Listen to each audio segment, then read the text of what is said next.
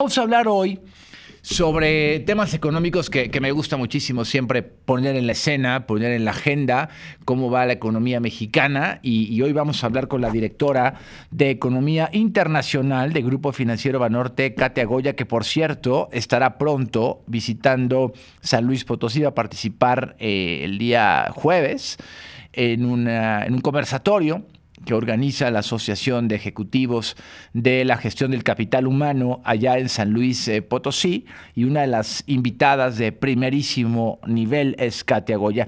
Me da mucho gusto saludarte, Katia. Buenas noches. Hola, Héctor. Buenas noches. Muchas gracias por la invitación. Gracias a ti por tomar mi llamada y bienvenida a Así las Cosas en el Bajío. Querida Katia, a ver, siempre estamos acostumbrados a tomar fotografías de lindos atardeceres, de la vacación. Quiero hacer esa analogía y preguntarte si hoy tomáramos, Katia, una fotografía de la economía mexicana, ¿qué veríamos, Katia? Pues mira, Héctor, yo creo que, no sé si como tal, como imagen, pero te voy a dar una frase que creo que te puede ilustrar bastante. Creo que desde hace muchos meses la economía de México ha logrado mantenerse resiliente a pesar de un entorno global bastante complejo.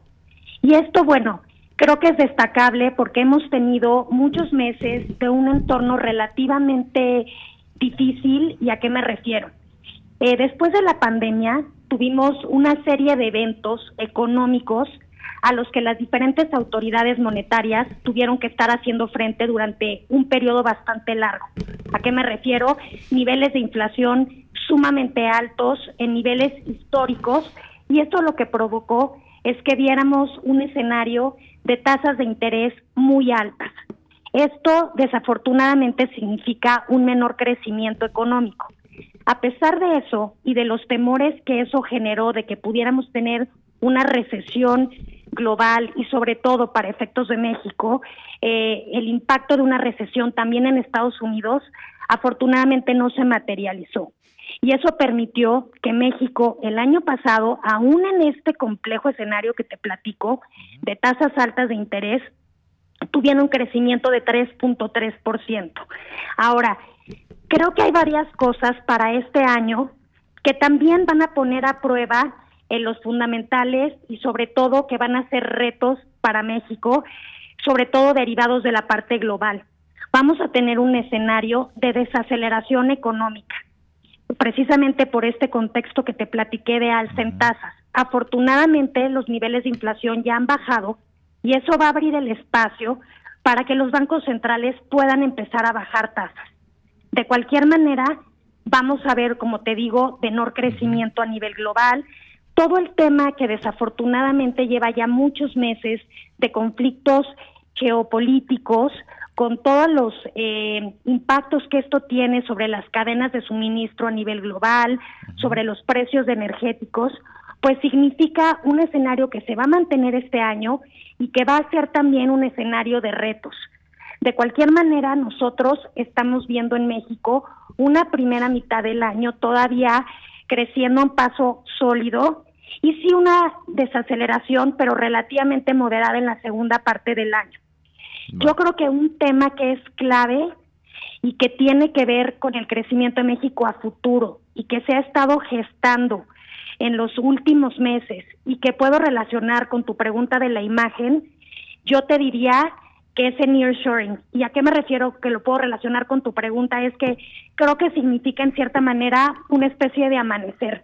El nearshoring es un evento muy importante que puede tener implicaciones para el crecimiento de largo plazo bastante sólidas.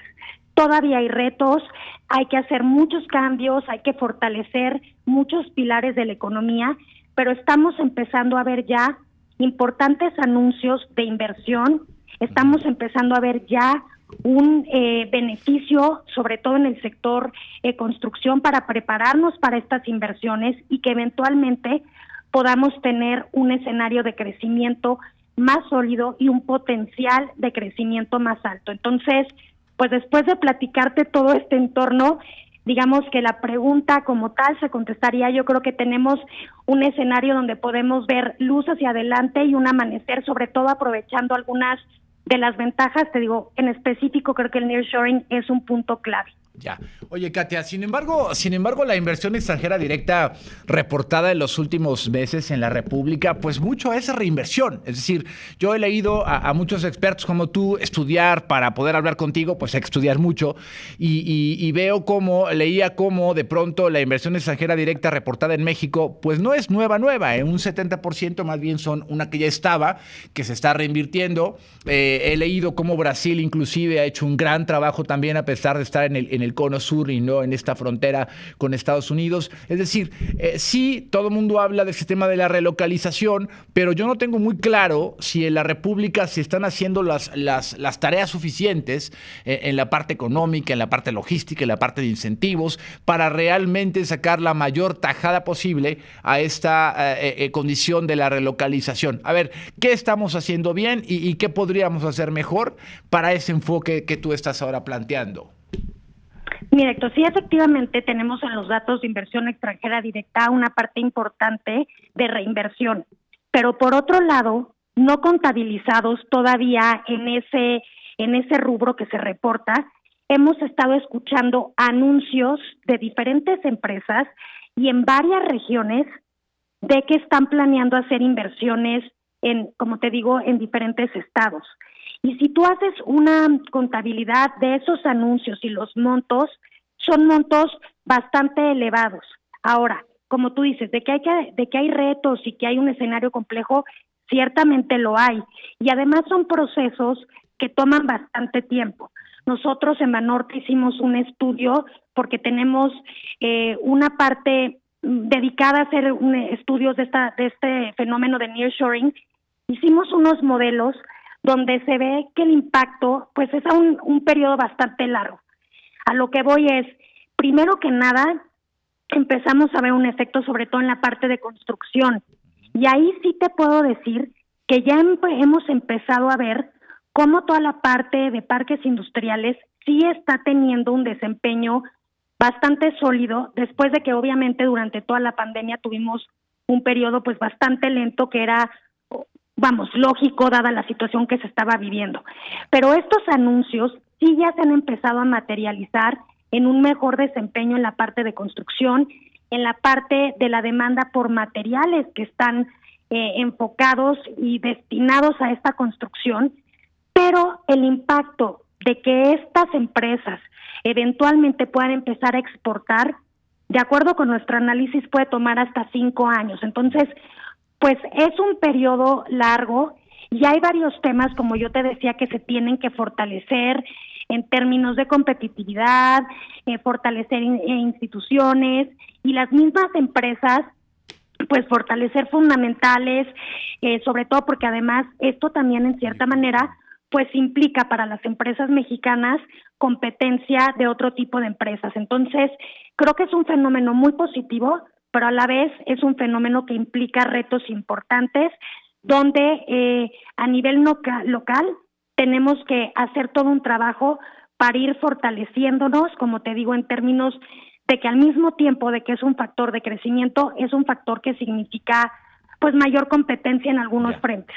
Oye, Katia, a ver, tengo un par de ideas y no quiero que nos alcance la guillotina. Es Katia Goya, directora de Economía Internacional de Grupo Financiero Banorte, hablando de las expectativas económicas, financieras, empresariales que tiene la República en este 2024 y que estará de visita por San Luis Potosí el próximo jueves. A ver, siempre hablamos mucho y además hasta parece como chocoso, ¿no? Permíteme la expresión, de la inversión extranjera directa, pero pues esa es la menos en la República. A ver, ¿cómo está la inversión nacional? ¿Cómo están las empresas mexicanas, Katia? ¿Cómo están los financiamientos? ¿Cómo están los créditos bancarios? Tú que lideras, si que eres una alta ejecutiva del banco quizá más grande o más fuerte económicamente en México, como es Banorte. A ver, ¿qué hay de los capitales nacionales? ¿Las tasas de interés seguirán altas, por lo menos en el primer semestre? No se ve que el Banco de México las vaya a bajar, no las puede bajar, porque eso podría ser ahora también riesgoso si la inflación se descuida.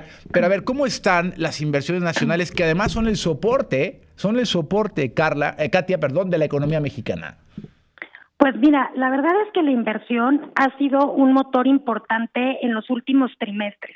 Hemos tenido una parte también importante de inversión pública en infraestructura, y si tú ves las tasas de crecimiento anuales de la inversión fija bruta, es decir, ya tomando toda la parte de la inversión nacional, estamos viendo crecimientos bastante sólidos. Entonces, te diría que eso fue uno de los motores importantes de crecimiento el año pasado, además de que tuvimos un desempeño bastante sólido también del consumo. Me decías cómo está el crédito, te puedo decir que el año pasado el consumo fue bastante sólido a pesar del entorno global complejo, por un avance del crédito y por un mercado laboral que se mantuvo bastante robusto y además una entrada de remesas importante. Entonces, esto pues básicamente fue lo que nos apoyó. Ahora, decías tú de las tasas de interés, sí te puedo decir que todo el escenario parece ya listo para que Banco de México pudiera empezar a bajar las tasas en el primer trimestre de este año.